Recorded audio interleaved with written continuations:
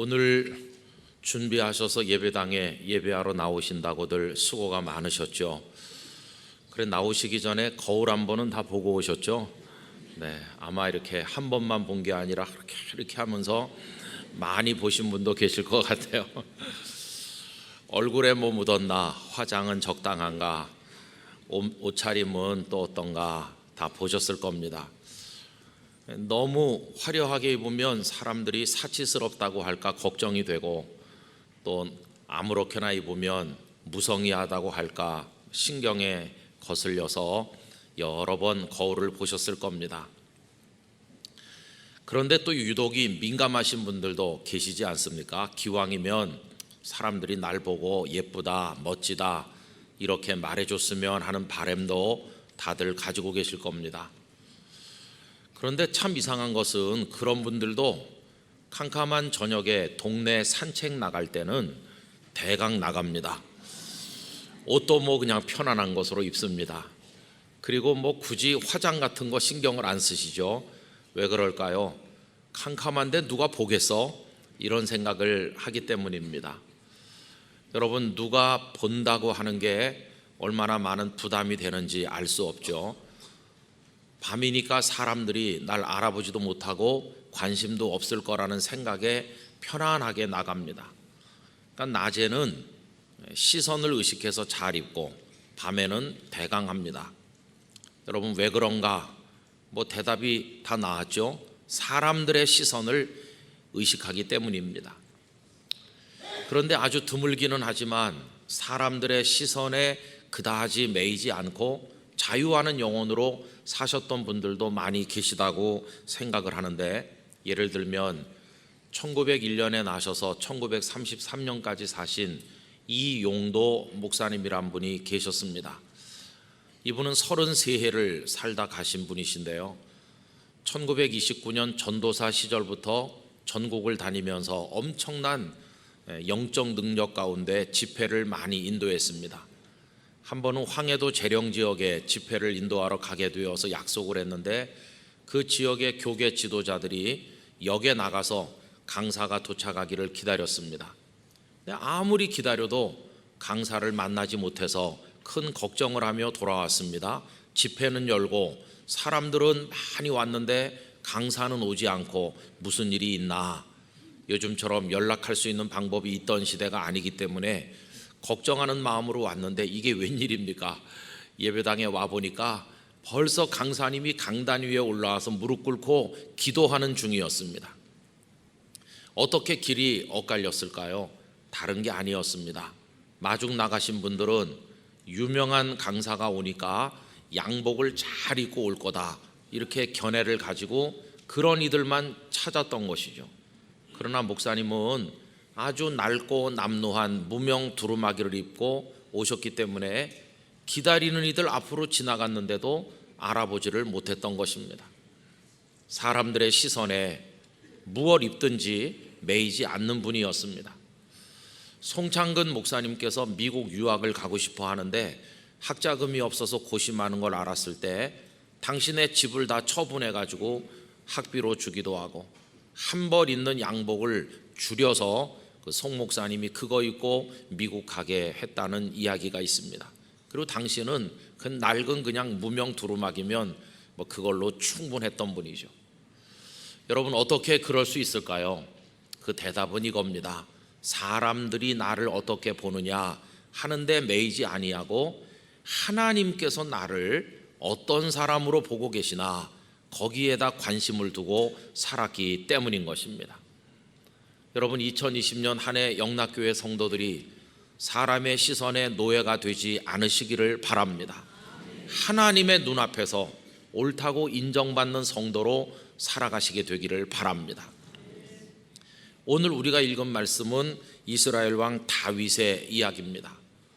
다윗이 하나님의 언약궤를 다윗성으로 모셔 올리는 이야기를 담고 있는데요, 여러분, 언약궤가 무엇입니까? 하나님께서 일찍이 모세를 통해서 만들라 하신 하나님을 상징하는 성물이 아닙니까? 원래 언약궤는 가나안에 들어간 다음에 실로에 설치되어 있었던 그 성막 안에 지성소에 잘 모셔져 있었는데, 엘리라는 사람이 제사장으로 있던 시절 이스라엘과 블레셋이 전쟁을 하는데 전세가 불리하게 돌아가니까 그들은 어리석은 생각을 해서 언약궤를 전쟁터에 모셔오면 혹시 이기지 않을까 하는 어처구니 없는 생각 끝에 언약궤를 전선에 모시고 옵니다. 그러나 죄 가운데 있는 그들을 하나님이 돕질 않으셨고 버리셔서 결국 전쟁에서 참패했고 언약궤마저 블레셋 사람들에게 뺏깁니다. 블레셋 사람들은 이 언약궤를 최고의 전리품처럼 여기면서 자신들이 섬기는 다곤 우상의 신전 안에다가 언약궤를 모셨는데 그로 인해서 하나님의 큰 진노가 블레셋 땅에 임했고 블레셋 사람들은 하나님을 두려워한 나머지 언약궤를 돌려보냅니다. 여러분, 그러면 이스라엘은 그 언약궤를 정성껏 모셔야 될 텐데요, 얼마나 그때 영적으로 부패되고 영이 어두웠는지 하나님의 언약궤를 그들은 방치해서 그냥 먼지 구덩이에 있는 거나 다를 바가 없었습니다.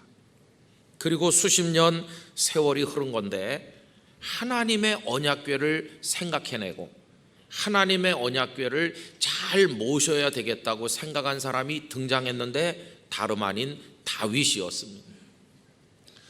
여러분, 저는 다윗을 생각할 때마다 좀 특별하다는 생각을 하지 않습니까?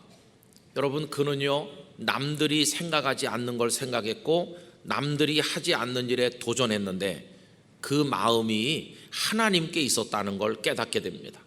아무도 하나님의 언약궤에 관심이 없는데 그 앞에 사울 왕도 40년이나 왕노릇하면서도 언약궤에 관심이 없었는데 다윗은 하나님의 언약궤를 방치하다니, 그러면서 자신이 여부스 사람들에게 빼앗은 그 다윗성에 잘 자리를 준비하고 언약궤를 모실 생각을 했던 것입니다. 여러분, 하나님께서 어떤 사람 사랑하실까요? 남들이 생각하지 않더라도 하나님 기뻐하시는 일을 생각해내는 사람, 남들이 하려 하지 않더라도 하나님 원하시는 일에 도전하는 사람, 그런 사람 하나님께서 기뻐하시지 않을까요? 올 한 해 동안 우리 영락의 식구들이 하나님을 위해서 나서게 되시기를 바랍니다. 다른 사람이 안 하더라도 하나님 원하시는 일이라면 내가 하겠습니다. 아무도 관심도 없더라도 하나님 기뻐하시는 일이라면 제가 찾아내서 하겠습니다. 그런 모습으로 하시게 되기를 바랍니다. 그러나 언약궤를 모시려는 첫 번째 시도는 그만 실패합니다. 왜 그러냐 하면 오랫동안 방치하다 보니까 하나님의 언약궤를 어떻게 모시는지 그들이 기억하지 못했어요. 원래 언약궤는 제사장들이 어깨에 매는 건데 그걸 몰라서 잘한다고 한 게 수레에다가 실어서 운반하는 실수를 했고 그 과정에서 웃사라는 사람이 죽습니다. 두려움이 왔습니다. 그러자 언약궤 모시는 일을 포기하고 이 다윗은 오벳에돔이라는 사람의 집으로 언약궤를 보냅니다. 여러분, 오벳에돔이 얼마나 조금 떨떠름했을까 생각을 해봐요. 아니, 왕께서 언약궤를 모신다고 우리를 다 불러 모으더니 사고가 생기니까 그건 나한테 떠맡기네, 이런 생각하지 않았겠어요? 두려웠으나 그렇지만 오벳에돔은 기꺼이 순종했습니다. 하나님의 뜻인가 보다. 여러분, 자신의 집에 언약궤를 모시는 건 엄청난 두려움과 동시에 상상도 못할 영광이 아니었습니까? 그래서 오벳에돔은 지극한 정성으로 하나님 앞에 잘 섬깁니다. 그랬더니 하나님께서 오벳에돔의 가정에 큰 복을 주셨어요. 여러분, 누구에게 하나님의 복이 임하는지를 우리가 알 수 있지 않습니까? 다른 이들이 즐거워하지 않는 것이라도 하나님께서 내 몫에 맡겨주는 것이라면 기쁨과 즐거움으로 감당하시게 되기를 바랍니다. 그것이 하나님께서 우리에게 복을 주시는 길이 될 줄로 믿습니다. 자, 그런데 보세요. 오벳에돔의 가정에 하나님이 복이 임했다는 소식이 전해지니까 다윗이 가만히 있질 못하는 거예요. 그 복, 그거 내가 받았어야 되는 건데, 이렇게 생각하면서 용기를 내서 다시 언약궤를 이제 모셔 올리는 거죠. 여러분, 그 다윗의 마음속에 하나님의 복을 사모하는 마음, 하나님의 은혜를 구하는 마음 우리에게도 있어야 된다고 믿습니다. 누가 하나님 잘 섬겨서 복을 받았다 그러면 구경만 하지 말고 나도 저런 복을 하나님으로부터 받고 싶다고 하는 간절한 열망을 가져야 되지 않겠습니까? 여러분 그게 은혜를 사모하는 겁니다. 하나님의 축복을 사모하는 겁니다. 여러분 그런 마음으로 하나님 잘 섬기시기를 부탁드립니다. 두 번째 언약궤를 모시는 이야기가 오늘 본문에 나오는데 이때는 실수하지 않았습니다. 제사장들이 어깨에다 언약궤를 매게 했습니다. 그리고 얼마나 정성을 기울이는지 6걸음 갈 때마다 하나님 앞에 제사를 드렸다고 오늘 읽은 말씀 13절에 나와 있죠. 그리고 여러분 우리의 마음을 담아서 읽어야 될 말씀이 그 다음 14절에 나오는데 우리 14절 말씀을 다 같이 소리를 내서 함께 읽어보도록 하겠습니다. 오늘 본문 14절입니다. 다윗이 여호와 앞에서 힘을 다하여 춤을 추는데 그때 다윗이 배 에봇을 입었더라. 아멘. 여러분 오늘 읽은 14절 말씀에서 저는 2020년 우리가 하나님 앞에 살아갈 때 어떤 자세로 살아야 될 것인가 하는 질문에 대해서 3가지 영적인 원리를 찾아내길 원합니다. 그 첫째가 뭐냐 하면 하나님 앞에서 사는 겁니다. 여러분 오늘 방금 읽은 14절 앞부분이 어떻게 되어 있나요? 다윗이 여호와 앞에서 그렇게 되어 있죠. 다윗은 그날 많은 백성들 앞에 있었습니다. 수많은 백성들이 다윗을 보고 있었습니다. 그러나 그는 자신이 사람들의 눈앞에 있다고 여기지 않고 하나님 여호와 앞에 있다고 생각을 한 것입니다. 여러분 올 한 해 우리가 살아갈 때 붙들어야 될 원리가 바로 이것인 줄로 믿습니다. 우리들은 사람들의 눈앞에 있는 게 아니라 사실은 하나님의 눈앞에서 사는 겁니다. 아까 서두에서 사람들의 시선에는 신경을 많이 쓰지만 하나님의 시선에 대해 무관심하기 쉬운데 어떤 목사님은 늘 하나님의 시선을 중요하게 여기며 살았다고 하지 않았습니까? 여러분 올 한 해 우리가 하나님 앞에 있다는 사실을 기억하게 되기를 간절히 바랍니다. 그런데 다윗의 아내인 미갈은 그걸 모르는 여인이었어요. 그래서 다윗이 모든 행사를 끝내고 집에 들어오는데 궁궐로 돌아오는데 미갈이 이제 마중을 합니다. 근데 이상하죠? 미갈이 다윗의 아내라면 당연히 그 행사에 나갔어야 되는데 그녀는 궁궐 높은 데서 내려다보기만 한 거죠. 그리고 다윗을 맞이하면서 빈정거리듯 이야기를 하는데 여러분 오늘 본문 아래에 20절 말씀 제가 읽어보겠습니다. 다윗이 자기의 가족에게 축복하러 돌아오매 사울의 딸 미갈이 나와서 다윗을 맞으며 이르되 이스라엘 왕이 오늘 어떻게 영화로우신지 방탕한 자가 염치 없이 자기의 몸을 드러내는 것처럼 오늘 그의 신복의 계집종의 눈앞에서 몸을 드러내셨도다 하니 이게 빈정되는 겁니다. 다윗이 그날 행했던 모든 것을 보고는 계집종의 눈앞에서 이렇게 말하죠. 자기를 말하는 거예요. 자신을 계집종이라고 하면서 나의 눈앞에서 이렇게 하는 거죠. 사람의 눈앞에서 다윗이 행한 것처럼 미갈은 이야기했어요. 미갈이 모르는 게 뭡니까? 다윗이 백성들과 함께 언약궤를 모셔 올리는 이 일은 사람들의 눈앞에서 한 게 아니라 아까 14절 앞에 있는 것처럼 하나님 앞에서 한 것임을 이 미갈은 모르고 있는 것이. 그러나 다윗은 영이 열려서 내가 지금 하나님 앞에 있다 이걸 알았거든요. 그래서 미갈에게 뭐라고 대답을 합니까? 여러분 21절 말씀 성경을 펴셨으면 다 같이 읽어보실까요? 다윗이 미갈에게 이르되 이는 여호와 앞에서 한 것이니라. 그가 내 아버지와 그의 온 집을 버리시고 나를 택하사 나를 여호와의 백성 이스라엘의 주권자로 삼으셨으니 내가 여호와 앞에서 뛰놀리라. 할렐루야. 거기 여호와 앞에서라는 말이 2번 나와요. 이는 여호와 앞에서 한 것이니라. 그리고 또 내가 여호와 앞에서 뛰놀리라 이렇게 말해요. 여러분 지금 우리가 누구와 함께 예배를 드립니까? 우리 이렇게 모여서 같이 예배를 드립니다. 그러면 지금 누구 앞에 우리가 있습니까? 하나님 앞에 있습니다. 목사가 설교를 하면 물론 성도들에게 설교 말씀을 하는 겁니다만은 그래서 성도들이 그 목사가 오늘 설교 죽수더라. 오늘 그 목사님 설교를 좀 잘하던데 여러분 그게 중요한 걸까요? 핵심은 설교하는 사람은 난 지금 하나님 앞에서 하는 거다. 그게 중요하지 않겠어요? 여러분 다 예배하러 이 자리에 나오셔서 지금 곳곳에 앉아 계신데 우리 영락교회 성도들의 예배가 하나님 앞에서 이루어지는 것이 되기를 축복합니다. 하나님 앞에 하는 것이, 우리가 허위의식에 빠져서 어리석은 실수를 하는 결정적인 이유 중에 하나는 늘 사람 앞에 있다고 생각하기 때문이죠. 사람의 시선이 무섭습니까? 아닙니다. 하나님께서는 우리의 폐부까지 들여다보십니다. 사람들이 박수를 쳐도 하나님께서 가짜다 하면 가짜인 것이고요, 사람들이 틀렸다고 그래도 우리 하나님의 눈앞에서 옳으면 그게 옳은 것입니다. 여러분, 우리는 세상과 무엇이 다른가? 하나님 앞에 산다고 하는 신전 의식을 가지고 사는 점에서 세상 사람과 다른 것입니다. 올 한 해 동안 직장생활, 가정생활, 먹고 마시는 모든 인생의 순간순간이 낮이든 밤이든 하나님 앞에 있음을 기억하고 살아가시게 되기를 간절히 부탁을 드리는 것입니다. 자, 이렇게 하나님 앞에 있다고 생각하니까 이제는 좀 달라지는 거예요. 사람 앞에 있을 때는 잘 꾸미고 뭐 이렇게 화려하게 하고 싶지만 하나님 앞에 있는데 뭐 달라지잖아요. 그래서 오늘 뭐가 달라졌냐 하면 다윗의 복장이 달라진 것을 볼 수 있습니다. 여러분 14절 맨 끝에 보시면 그가 무슨 옷을 입었다고 했나요?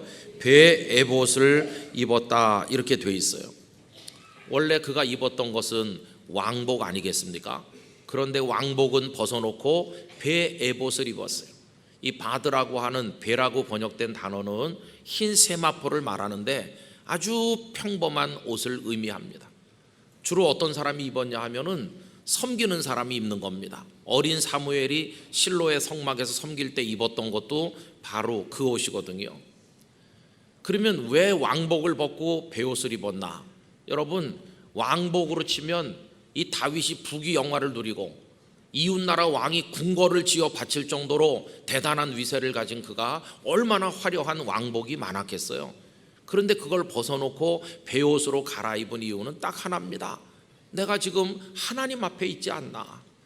여러분, 왕복과 베옷의 차이는 뭔가요?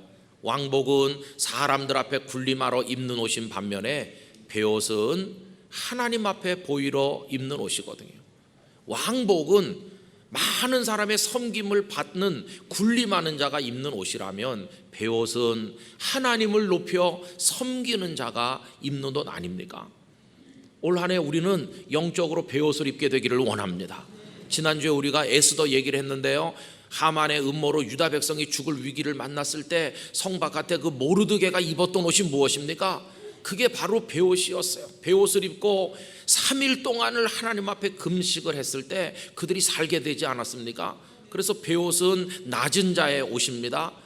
회개하는 자의 옷입니다. 부르짖는 자의 옷입니다. 그리고 섬기길 원하는 자가 입는 옷이 그게 바로 베옷인 것이. 그런데 우리는 지금까지 왕복 입기를 너무 좋아했어요. 왕복을 입고 벗을 생각을 안 해요. 뭐 사람들 앞에서 그렇다 치더라도 하나님 앞에 있다고 하면서도 하나님 앞에서도 왕복을 입고 거들먹거려요. 하나님, 나 왕인데 이러듯이 살아온 실수와 잘못을 하나님 앞에 회개해야만 될 것입니다. 왕복이 주는 그 교만이 우리 영혼을 덮고 있는 한 우리는 하나님의 은혜를 입을 수가 없을 것입니다. 여러분, 그거 다 벗읍시다. 다 벗고 낮은 자의 옷, 통에 자복하는 자의 옷, 은혜를 구하는 자의, 눈물로 부르짖는 자의 옷, 그리고 섬기는 자의 옷을 우리 모두가 하나님 앞에 입고 하나님을 섬겨 나가게 되기를 원합니다. 여러분, 영광스러운 옷은 내가 찾아 입는 게 아니라 나는 늘 베옷을 입는 마음으로 낮아지면 하나님께서 너 이거 한번 입어봐라 그러면서 영광의 옷을 입혀주실 때 그것이 진짜인 줄로 믿습니다. 그리고 또 한 가지, 하나님 앞에 있다고 생각했을 때 그가 한 일이 뭡니까? 아까 14절에 보니까요, 힘을 다하여 춤을 추었다는 것이에요. 여러분, 춤 잘 추세요? 춤 DNA가 있으세요? 아이고, 전 어디 가도 춤추라고 할까 봐 걱정인데요, 영 빵점이에요. 여기 춤이라고 번역된 이거는 빙빙 돈다 그런 뜻입니다. 근데 참 어느 나라 춤이든지 이렇게 서서 가만히 하는 춤은 없어요, 그죠? 다 빙글빙글 돌고 그래요. 우리나라 춤은 뭐 그냥 이렇게 뭐 이 정도 하죠, 그죠? 근데 요새 젊은 사람 추는 춤은 춤인지 잘 모르겠어요. 솔직히 말하면 막 이렇게 누굴 찌르는 것 같기도 하고 그러는데 요새 젊은 사람들 추는 춤은 잘 모르겠어요. 근데 어쨌든 간 춤을 추는 겁니다. 아까 그 아내 미갈이 채신머리 없다고 이렇게 비난한 게 그거죠. 아니 왕이 돼가지고 왕복도 벗은 데다가 사람들 다 보는 데서 그게 지금 뭐 하는 겁니까? 이러는 거거든요. 그럼 여러분 다윗이 춤을 왜 췄을까요? 웨스트민스터 신앙고백 그 부록인 소요리 문답 제1문항을 아시죠? 사람의 제1되는 목적이 무엇입니까? 라는 질문에 대한 대답이 뭡니까? 사람의 제1되는 목적은 하나님을 영화롭게 하고 영원토록 그를 즐거워하는 것입니다. 이렇게 되어 있어요. 하나님만 생각하면 즐거운 겁니다. 나에게 은혜를 베푸신 하나님, 날 구원하신 하나님 너무 즐겁다. 그래서 이제는 내가 할 일이 뭐냐? 그분을 영화롭게 하는 겁니다. 다윗이 바로 그런 겁니다. 하나님의 은혜를 생각하니까 기쁨과 감사가 막 솟아나는 겁니다. 내가 지금 언약궤를 왕궁에 그 다윗성 안에 모셔가는데 아니 내가 왕이 되다니, 베들레헴의 냄새나는 목동에 불과했던 나를 택하시고 들어올리신 하나님, 사울의 칼날 앞에서 지켜주신 하나님, 수많은 난적들 난제들 앞에서 나를 지켜서 오늘 이 자리에 있게 하신 하나님 너무나 감사하다. 하나님 기쁘시게 하려면 뭐 춤 그거 못 추겠나? 춤보다 100배 1000배 어려운 거라도 난 할 수 있어. 그 감격이 그로 하여금 가만히 앉아있지 못하게 만든 겁니다. 막 일어나가지고 춤을 추는 거죠. 여러분 누가 다윗에게 춤추라고 시켰겠어요? 억지로 춘 것일까요? 아닙니다. 감격이 넘쳐서 하나님 앞에 춤을 춘 거죠. 여러분 우리가 받은 은혜를 생각해 보세요. 사탄의 자식으로 살고 지옥불에 떨어져 이미 멸망한 거나 다를 바가 없는 우리들인데 우리 주님은 십자가의 보혈의 공로로 우리 죄를 쓰시고 하나님의 자녀 삼아 오늘 이 예배의 자리에까지 불러주시지 않았습니까? 지금까지 살아온 은혜, 6.25 전쟁의 와중에 살아남게 하시고 가난하던 우리 백성들인데 그 중에 굶어 죽지 않고 살게 하시고 우리 가정을 이만큼 세워주시고 후손이 믿음의 후손이 되게 하시고 부족한 내가 오늘 이 예배 한 자리를 내 자리로 차지하고 앉아 하나님 앞에 예배하고 너무나 감사하다. 이게 가슴 속에 사무쳐야만 되는 것이죠. 하나님이 너무 좋아가지고 올 한 해 어떻게 사시나 여러분 춤을 추셔야 되는 것이에요.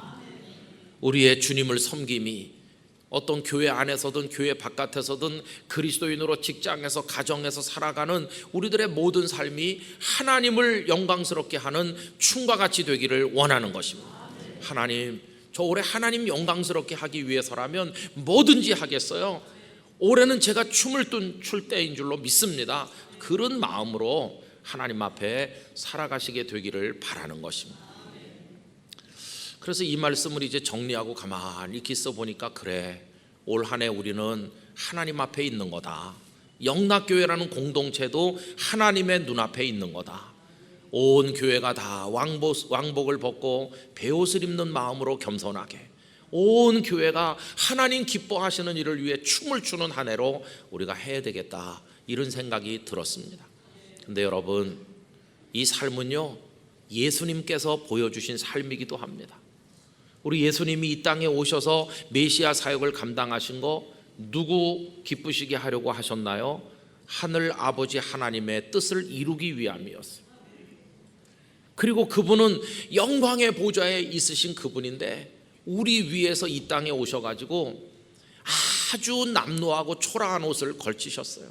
우리 예수님이 입으신 옷 참 보잘것없는 옷이었을 겁니다. 누구 위해서? 우리 위해서 입으셨어요. 그리고 예수님도 춤을 추셨어요. 예수님의 춤추는 무대는 십자가라는 그 좁은 나무 바로 거기였어요. 거기 매달리셔서 죽음이라는 이름의 춤을 추셔서 그 주님의 당신의 죽음의 춤을 통해 우리가 살게 됐고 우리가 하나님의 자녀가 된 것이, 당신은 하나님을 영화롭게 하고 우리 죄인들을 기쁘게 하셨어요. 이제는 우리가 하나님 앞에서 베옷을 입고 하나님을 기쁘시게 하는 춤을 추어야 될 차례인 줄로 믿는 것입니다. 온 성도가 그런 마음으로 산다면 올 한 해 우리의 삶이 하나님 앞에 큰 영광이 될 줄로 믿습니다. 여러분, 예배 자리에 있을 때만 하나님 앞에 있는 게 아니라 집에 돌아가서 나보다 하찮아 보이는 사람 앞에 있어도 나는 하나님 앞에 있는 거다, 이렇게 생각한다면 언행 심사가 달라질 것이고, 낮이나 밤이나 우리 그런 의식을 가지고 올 한 해를 살아가게 되기를 원합니다. 이 시점에 이때 하나님 나에게 뭘 원하시나 늘 생각하면서 여러분, 하나님을 위해 살아가는 한 해가 되도록 만드시기를 바랍니다. 우리 모두가 그렇게 살아 하나님의 영광을 나타낼 때 주께서 우리에게 복을 주시는 그런 은혜가 있을 줄로 믿습니다. 기도하겠습니다. 아버지 하나님, 여호와 하나님 앞에서 베옷으로 갈아입고 하나님을 위한 춤을 추었던 다윗을 생각하며 예수님의 삶이 또한 그러한 것이었음을 기억하였습니다. 이제 원하옵건대 저희도 올 한 해 하나님의 눈앞에서 하나님 앞에 겸손한 베옷을 입는 심정으로 하나님을 영화롭게 하는 춤을 추듯 올 한 해의 삶을 살게 해 주시옵소서. 예수님의 이름으로 기도드리옵나이다. 아멘.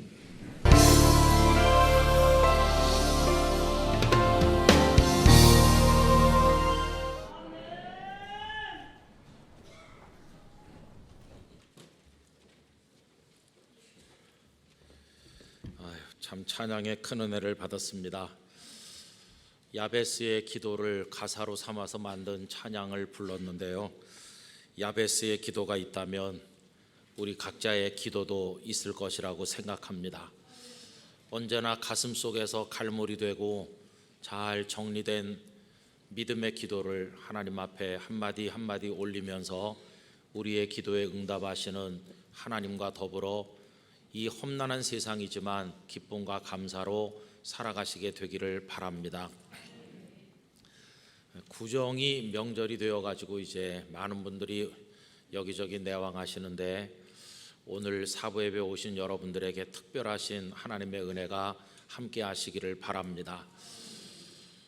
저 같은 목사는요, 주일 지나고 월요일부터 시작되는 명절은 조금 명절 같고, 명절 한복판에 주일이 있으면 명절 안 같고 그렇습니다.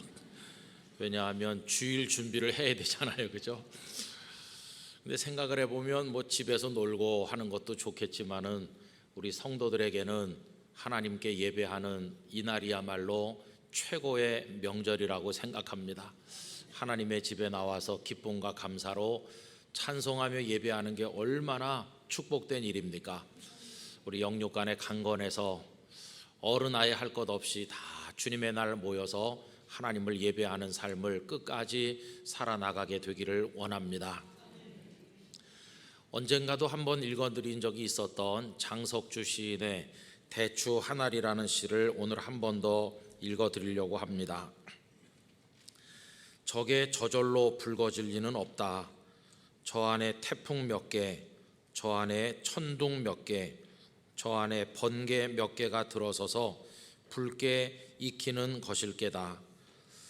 적에 저 혼자 둥그러질 리는 없다. 저 안에 무설이 내리는 몇 밤, 저 안에 땡볕 한 달, 저 안에 초승달 몇 날이 들어서서 둥글게 만드는 것일게다. 대추야, 너는 세상과 통하였구나. 너무나도 잘 아시는 시입니다.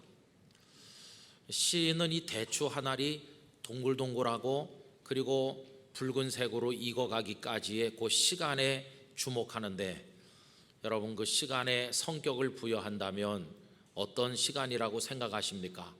저는 견딤과 기다림의 시간이라고 말씀드리고 싶습니다. 이 시인은 대추 한 알이 익어가는 그 속에서 우리 인생들을 보고 있다고 생각하는데, 그렇다고 한다면 우리 인생이 성숙해가는 과정 또한 역시 견딤과 기다림의 시간이 아닌가 하는 생각을 가지게 되는 것입니다. 오늘 우리는 누가복음 2장 말씀을 통해서 우리보다 약 2000여 년 먼저 태어나서 한평생을 살다 가신 시므온이라는 믿음의 대선배를 만나게 됩니다. 올해 우리가 출발하면서 이 때를 위함이라 이런 표어를 가지고 출발하기 때문에 이 때, 우리 시대, 나의 날들에 대해서 자꾸 생각을 하게 되는데, 여러분, 시므온에게 이 때는 어떤 때로 다가왔을까요? 2000여 년 전에 그분에게 다가온 이 때는 어떻게 살아야 될 시대로 다가왔겠습니까? 역시 그분에게도 그 이 때는 견디어야 되는 시간으로, 기다려야 되는 시간으로 다가왔으리라 생각을 해봅니다. 그는 많은 걸 견디어야만 했을 것입니다. 주지하시는 대로 당시 유대는 로마의 지배 아래 있었습니다. 유대뿐만 아니라 지중해 세계 전체가 로마의 지배를 받고 있었는데, 로마는 강하다고 하는 이유 하나만으로 주변의 여러 나라들을 가차없이 점령을 했고, 수많은 사람들을 죽이고 무수한 사람들을 끌어다가 노예로 부렸으며 말할 수 없는 수탈을 감행하였습니다. 제국의 구석구석에서 수탈당하고 눌린 사람들의 신음소리, 탄식소리가 그칠 날이 없었습니다. 유대 사회는 어떻습니까? 유대 사회 지도자들은 로마의 권력과 결탁했고, 일반 백성들이야 어떻든 상관도 없이 이사야 5장 8절이 지적하는 것처럼 가옥의 가옥을, 전토의 전토를 이어나가며 자기들의 배를 불리기에 급급한 시대였다고 하겠습니다. 거기 이런 말씀의 책망이 나옵니다. 가옥의 가옥을 이으며 전토의 전토를 더하여 빈틈이 없도록 하고 이 땅 가운데서 홀로 거주하려 하는 자들은 화 있을진저. 여러분, 그 당시 시대가 그러하였다고 생각이 듭니다. 그렇다고 한다면 종교는 어떠했을까요?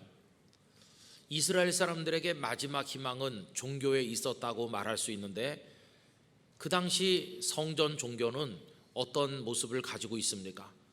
여러분, 예루살렘에는 성전도 있고 거룩한 에봇을 걸친 제사장들도 왕래하고 있었지만, 그리고 절기만 되면 수많은 순례자들이 쏟아져 들어오는 곳이기는 했지만, 이미 성전은 그 기능을 제대로 하지 못했고, 성전에 있는 종교 지도자들은 진리를 밥 먹듯이 바꾸기도 하고, 그리고 자기들의 욕망을 채우는데 급급해 있었습니다. 아마도 그들의 모습은 예수님께서 마태복음 23장에서 화 있을진저 너희 외식하는 서기관과 바리새인들이여 라고 책망할 때 등장하는 그 모습이 바로 그들의 모습이었을 것입니다. 우리가 시간이 없어서 다 말씀드릴 수는 없지만, 그 마태복음 23장에 보면 당시 지도자들이 성전보다 금을 더 소중히 여긴다고 예수님 책망하셨는데, 금을 얻을 수만 있다면 하나님이라도 팔아버릴 사람들이 바로 그들이었습니다. 마태복음 23장 16절과 17절을 읽어보면 이렇습니다. 화 있을진저 눈먼 인도자여, 너희가 말하되 누구든지 성전으로 맹세하면 아무 일 없거니와 성전의 금으로 맹세하면 지킬지라 하는도다. 어리석은 맹인들이여, 어느 것이 크냐? 그 금이냐? 그 금을 거룩하게 하는 성전이냐? 여러분, 이들이 이런 모습을 가지다 보니까 겉으로는 종교적인 계율을 따라 살아서 지극히 거룩한 것처럼 보였지만, 그들의 내면은 속에 시체가 썩고 있는 무덤과 다를 바가 없었다고 예수님은 책망하십니다. 그래서 마태복음 23장 27절이 이렇게 돼 있죠. 화 있을진저 외식하는 서기관과 바리새인들이여, 회칠한 무덤 같으니 겉으로는 아름답게 보이나 그 안에는 죽은 사람의 뼈와 모든 것이 가득하도다 라고 되어 있습니다. 여러분, 이게 시므온이 사시던 그때 모습이죠. 그때 세상이었어요. 시므온은 거기서 태어나서 그 속에 부대끼면서 그런 악한 것들 사이에서 살아가지 않으면 안 되는 너무도 무거운 인생의 짐을 지고 있었습니다. 물론 시므온이 그 속에서 어떤 기대를 가진다든지 나름대로의 노력을 안 한 것은 아니라고 생각합니다. 어쩌면 그는 예루살렘이라는 도시에 대한 기대감을 가졌는지도 모르겠습니다. 여러분, 오늘 본문 25절에 보면 시므온을 소개하는 몇 마디 말씀 가운데 예루살렘에 시므온이라 하는 사람이 있으니 라고 시작되죠. 그는 예루살렘 사람이었습니다. 여러분, 예루살렘 사람이라는 말 속에 포함되어 있는 의미가 뭘까요? 당시 예루살렘은 어느 나라 수도나 다 그러한 것처럼 모든 것이 집중된 곳이었습니다. 우리나라도 성공하려면 서울에 가야 된다고들 말하는데 예루살렘은 성공하고 싶은 사람이 가는 곳이기도 했고 이미 성공한 사람들이 살고 있는 곳이기도 했습니다. 예루살렘은 모든 것의 중심지로서 그 당시 유대 사회를 선도하는 세력들이 다 거기 집중되어 있었습니다. 로마 당국도 예루살렘의 중요성을 알았기 때문에 일찍부터 예루살렘에 특혜를 베풀었는데 상당한 부분에 있어서 면세 혜택을 주는 그런 특혜가 예루살렘 주민들에게 이루어졌습니다. 여러분, 예루살렘 그러면 저 변방에 사는 시골 사람들은 평생에 몇 번 가볼 수도 없는 곳이었는데 이 예루살렘에서 아예 터전을 잡고 사는 예루살렘 사람들이 그들의 눈에는 얼마나 부럽게 보였겠습니까? 그런데 시므온 역시 예루살렘 사람들 중에 한 사람이었었다 하는 겁니다. 우리는 시므온이 원래부터 예루살렘이 고향인 토백이었었는지 아니면 저 먼 데서 살다가 어떤 목적으로 예루살렘에 이주를 한 사람인지 알 수가 없습니다. 우리가 상상을 해서 그가 예루살렘에 이주해온 사람이라고 생각을 해봅시다. 여러분, 예루살렘에 이주하는 게 쉬운 일이었을까요? 그렇지 않습니다.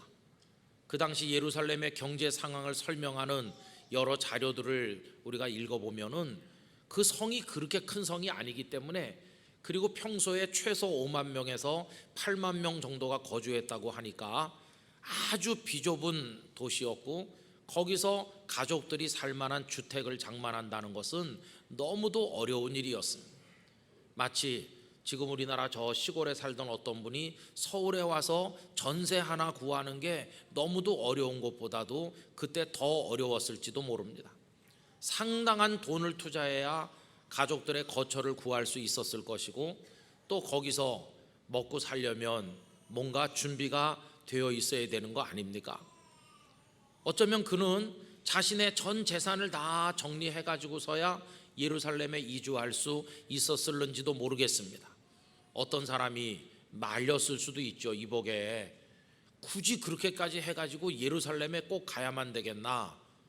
여러분, 그의 대답이 이러했을는지도 모릅니다. 나는 세상에 희망이 없다고 생각해.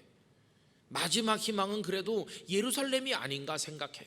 왜? 거긴 하나님의 성전이 있고 하나님의 종 제사장님들이 계시고, 그리고 거기는 하나님의 거룩한 도성이라고 불리는 곳이 아닌가. 그래서 거기는 다른 데 없는 하나님의 평화, 하나님의 정의가 있을 거라고 생각하네. 아마 이렇게 말하면서 예루살렘으로 이주를 했는지도 모르겠습니다. 그런데 여러분, 예루살렘에 산 결과는 무엇일까요? 우리 영락교회 성도들 거의 대부분이 서울 사람들이시죠. 조금 멀리 계신 분은 경기도 사람들이시죠. 저는 얼마 전까지 부산 사람이었었습니다. 그러면 부산 사람인 제가 지금 서울 사람이 됐는데, 그럼 서울에 와가지고 새로운 세상을 보고 있는 것일까요? 그렇지 않습니다. 여러분, 이 시므온이 예루살렘에 와서 한 달을 살고 1년을 살면서 느낀 게 뭘까요? 그건 깊은 절망과 좌절이었을 것입니다. 하나님의 도성인 줄 알았는데, 그래도 여기는 정의와 평화가 있을 거라고 기대를 하고 왔는데, 그 성전은 더 썩고 부패했고, 그리고 날마다 차라리 저 시골에서는 보지 않아도 될 악행과 위선과 거짓이 판을 치는 걸 봐야만 되는 현실 앞에서 예루살렘에 희망이 없어.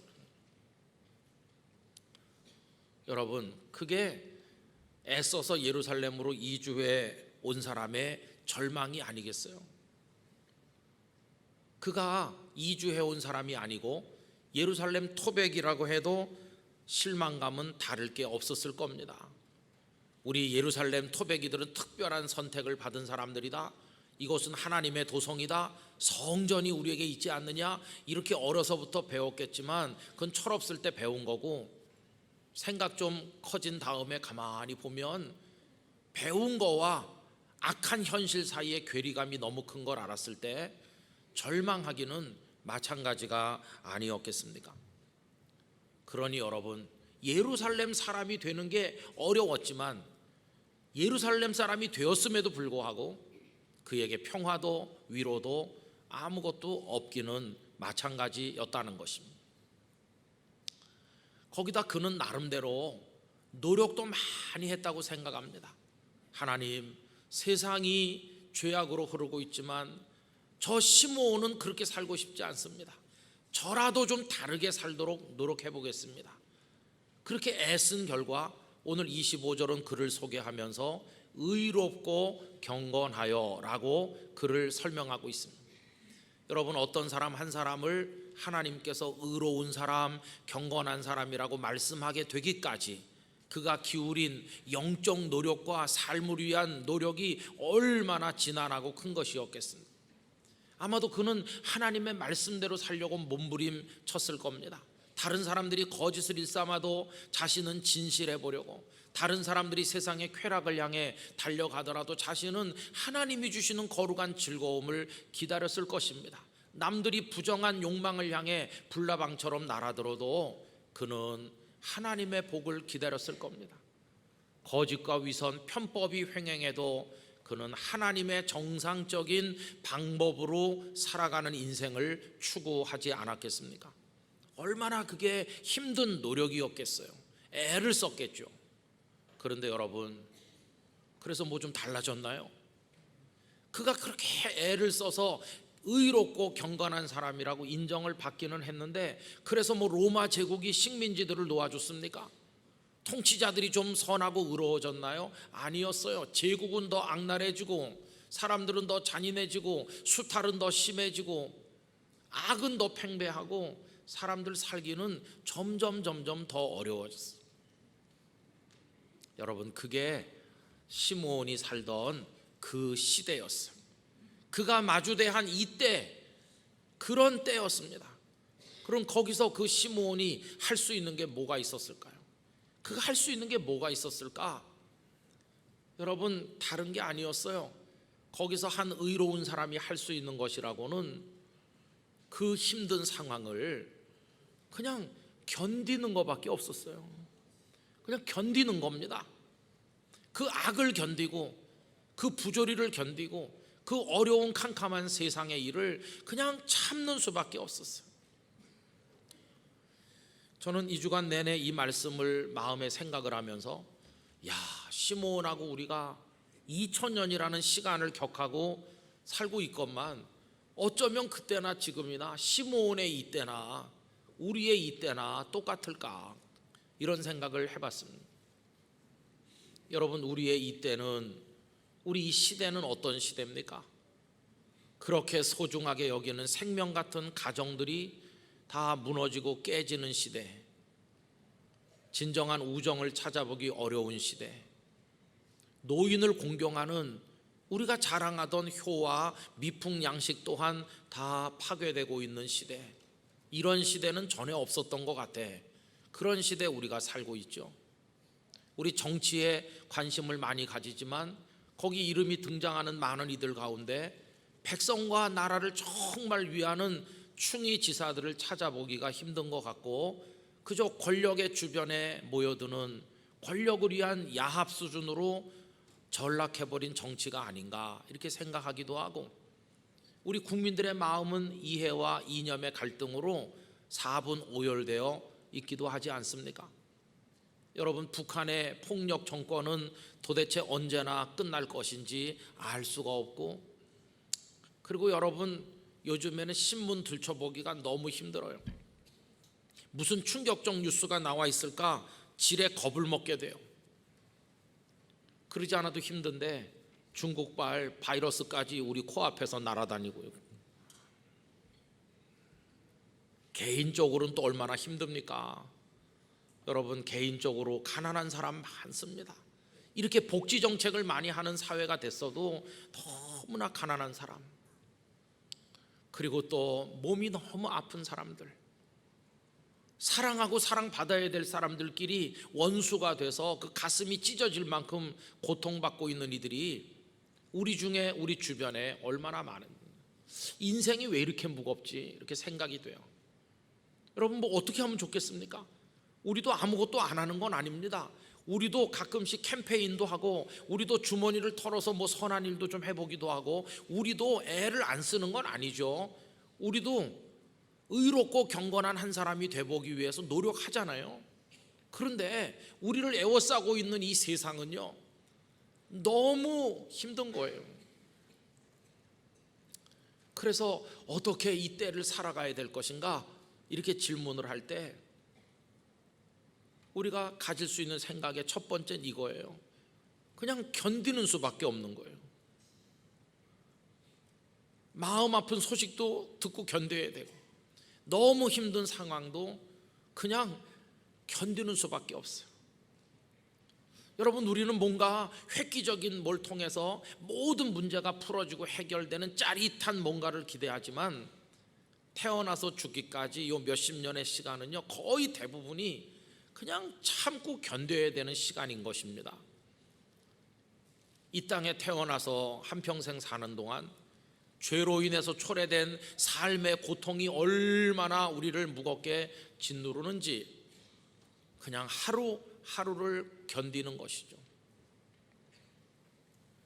참으로 다행스러운 것은 성경 말씀을 읽어보면 그냥 견디고 있는 게 패배하는 것이거나 무기력한 방법이 아니라, 때로는 잘 견디는 것이 승리의 비결이라는 걸 말씀하고 있다는 게 위로가 될 때가 있다는 것입니다.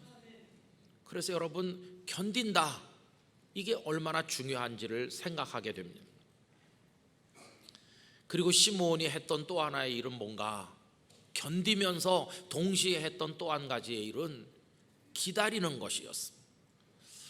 오늘 본문 25절에 보면 그를 소개하면서 이스라엘의 위로를 기다리는 자, 이스라엘의 위로를 기다리는 게 뭡니까? 하나님의 위로를 기다리는 거죠. 하나님의 위로를 기다리는. 근데 그 기다린다고 하는 단어가 너무 마음 아픈 단어입니다. 여러분, 현재 내 주머니가 차 있고 현재 내 손 안에 뭐가 다 들어있으면요, 기다릴 필요가 없잖아요. 기다린다는 단어 자체 속에 현재의 고통이 배어나고 있지 않습니까? 기다리지 않으면 안 되는 현재의 고통, 그걸 그 단어 속에서 느낄 수 있어요. 이스라엘이 위로받는 날, 하나님의 위로의 날, 하나님이 손 내밀고 개입하시는 날을 그가 기다렸다 하는 것입니다. 이 하나님의 위로를 그가 기다리는 이유는 사람의 위로가 소용이 없다는 걸 알기 때문입니다. 여러분, 사람의 위로는요, 도움이 안 돼요. 자기 자신이 노력해봐도 별 도움이 안 됐고, 어떤 특출한 몇몇 인재들이 머리를 맞대고 애써 본다고 되는 게 아니라는 걸 알기 때문에, 우리 이스라엘이 위로를 받을 수 있는 방법은 사람의 위로로는 안 되는구나. 그렇다면 내가 기다릴 것은 하나님의 위로밖에는 없구나 하는 것을 그가 깨닫게 되었다고 하는 것입니다. 여러분, 저는 우리 영락교회 성도들이 우리를 위로하시는 하나님의 손길을 기다리는 사람들 되기를 원합니다. 견디면서 그 틈틈이 하나님을 기다리고 하나님의 개입하시는 손길을 바라보는 것입니다. 거기 우리 믿음이 있는 것입니다. 우리가 무기력하여 손드는 그곳에 하나님은 시작하시는 곳이고, 우리가 실패하는 그 자리에서 하나님은 승리하시는 줄로 믿습니다.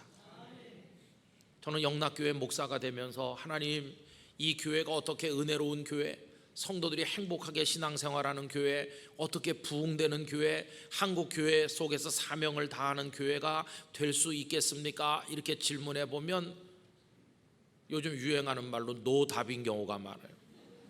노답 아시죠? 답이 없어요. 답이. 절 보세요. 무슨 답이 있게 생겼나? 우리 자신을 보세요. 무슨 답이 있겠어요? 여러분, 이런 걸 생각을 해보면 마음이 더 간절해져요. 뭐가요? 하나님께서 영락교회에 개입해 주실 그 시간을 기다리는 거예요. 하나님께서 은혜를 주시고 사람들을 세우시고 연단하시고 하나님께서 영락교회를 직접 부흥시키셔서 하나님께서 직접 우리를 들어 써주시기를 기다리는 것이, 그 마음으로 용기를 가지고 목회를 하는 것입니다. 대한민국의 정치도 하나님이 개입해 주시기를 기다리는 겁니다. 우리의 국방, 우리의 안보, 우리의 모든 경제 현실, 창조 질서를 방해하는 여러 가지 것들이 있지만 우리가 너무 무기력하지만 하나님께서 그 속에 개입하여 주실 줄로 믿습니다. 그러면서 오늘도 참고 기다리는 것이, 저는 북한의 문제도 똑같다고 생각합니다. 외교적인 협상도 많이 하고 남북 대화도 하고 때로는 무력 시위도 하고 뭐 여러 가지 하잖아요. 또 미국제 무기 뭐 어느 나라제 무기 사다가 우리도 가지기도 하고 그래요. 근데 그거 가지고 될 것 같습니까? 저는요, 이 문제야말로 하나님만이 하실 수 있는 어떤 방법으로 개입하시는 날이 곧 올 거라고 믿습니다. 우리가 8.15 광복이 올 줄 알았나요? 희망 없어 보였는데 하나님만의 방법으로 꿈인가 생신가 할 만큼 놀라운 방법으로 광복을 맞이한 것처럼 남북 간의 문제도 하나님만이 하실 수 있는 어떤 방법이 있을 것이고, 그 하나님의 개입하시는 우리에게 위로가 되는 날이 올 줄로 믿습니다. 그걸 바라보는 거예요. 그걸 바라보는 마음으로 오늘도 견딜 수 있고 오늘도 또 기다리면서 살아가고 있다고 하는 것입니다. 2020년을 이때를 위함이라는 표어를 품고 출발하시는 여러분들에게 제가 드릴 수 있는 말씀은 어떻게 살 것인가 이렇게 질문할 때, 여러분 일단 여러분의 삶을 잘 견뎌내시길 바랍니다. 그리고 잘 기다리시기를 바랍니다. 거기 믿음이 필요한 것입니다. 그럼 어떻게 견디고 어떻게 기다리나, 무슨 힘으로 할 수 있나? 여러분, 그 대답이 25절 맨 끝에 나오잖아요. 성령이 그 위에 계시더라. 할렐루야. 바로 그것이에요. 여러분 잘 보세요. 지금 시므온의 현재적 상황은 너무 캄캄하고 너무 어렵지 않습니까? 그러나 100% 캄캄한 건 아니었어요. 왜냐하면 그의 현재 속에, 그 암울한 상황 속에 성령님께서 임하여 계셨기 때문인 것이에요. 여러분, 성령님의 임재가 앞으로 임할 약속이 아니었어요. 성령께서는 이미 그의 속에 오셔서 함께 계셨다는 것이에요. 그래서 바깥이 캄캄했지만 시므온의 마음속에는 한 줄기 빛이 있었고 아무 희망이 없는 주변 상황이었지만 그의 영혼 속에는 성령께서 희망의 메시지를 속삭여주고 계셨다는 것이에요. 그래서 여러분, 그의 현재는 어떤 시간이었겠습니까? 100% 나쁜 시간, 100% 고통만이 있는 시간이었을까요? 아니요. 성령께서 이미 임하여 그의 속에 계심으로 인하여 그 고통 중에서도 감사할 수 있고 그 어려움 속에서도 찬송할 수 있어서 그의 현재가 감사할 수 있는 현실로 바뀌어져 있었다는 것입니다. 저는 시므온 속에 임하여 계셨던 성령님께서 오늘 우리 중에 임하여 계시는 줄로 믿습니다. 여러분, 그 성령님을 의지하시기 바랍니다. 그 성령님이 주시는 능력을 의지하고 잘 견딥시다. 그리고 그 성령님이 주시는 능력을 통해서 잘 기다리는 우리 모두가 되기를 간절히 원하는 것입니다. 그래서 누가 우리에게 당신의 현재는 어때요? 그러면 우리를 고통스럽게 하는 100가지 다 늘어놓고 그래서 나는 캄캄한 속에 있어요, 고통 100%의 오늘이에요, 이렇게 말하는 게 아니라 고통 99.9%라 할지라도 나와 함께 하시는 성령님으로 인해서 그 속에서도 나는 감사할 수 있습니다, 이렇게 고백할 수 있어야만 된다는 것이. 여러분, 시므온과 함께 하시는 성령님께서는 놀라운 역사를 그에게 보여주셨습니다. 어떻게 하셨나요? 약속을 먼저 주십니다. 26절에 보면 주의 그리스도를 보기 전에는 죽지 않을 것이라는 약속을 주시잖아요. 소망을 속삭이시는 겁니다. 반드시 하나님의 위로를 가져오는 메시아를 볼 것이라고요. 그리고 27절, 어느 날 그의 마음을 뜨겁게 감동시키셔서 성전으로 뛰어가게 하셨어요. 성령의 감동으로 성전에 들어가매, 이게 성령님이 함께 하시면서 도우시는 모습이죠. 성전으로 막 뛰어 올라갔더니 그날 거기서 누굴 만났습니까? 탄생하신 예수님이 거기 딱 와 계신 것이. 여러분, 성령께서는 이스라엘의 위로, 하나님의 위로를 기다리는 그에게 그 위로를 가지고 오시는 생명의 구주 예수 그리스도를 만나는 기쁨을 주신 것이에요. 그 예수님을 보는 순간 그의 마음에 기쁨이 확 충만해졌어요. 그래서 오늘 본문 28절 이하에 보면 그가 예수님을 품에 안고 얼마나 기쁨으로 하나님을 찬송하는지 우리 다 같이 소리내서 읽어보도록 하겠습니다.